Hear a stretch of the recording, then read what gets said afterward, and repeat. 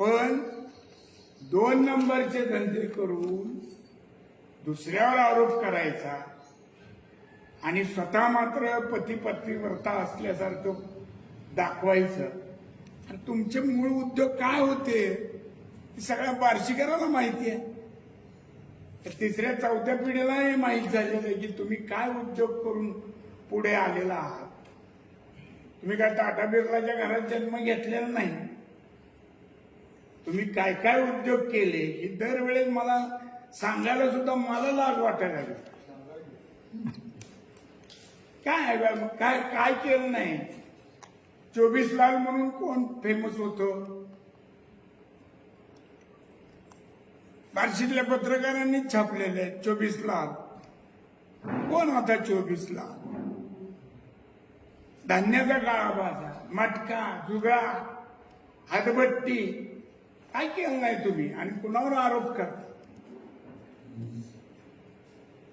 हे सगळं म्हणजे स्वतः बरबटलेले असताना मी पवित्र आहे म्हणून दुसऱ्यावर शिंतोडे उडवायचा प्रयत्न करणं हे निदान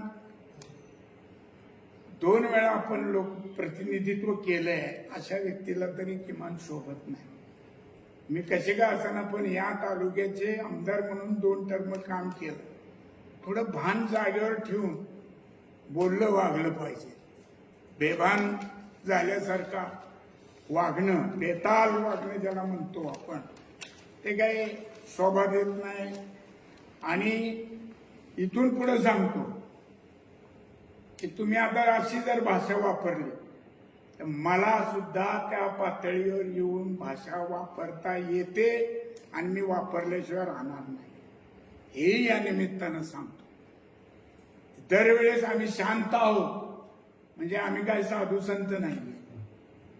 आम्ही राजकारणात येत आहोत. आम्ही त्या गावातच जन्म, गल्लीतलाच जन्म आहे आमचा. पण आम्हालाही सगळे प्रकार माहिती आहेत, येतात.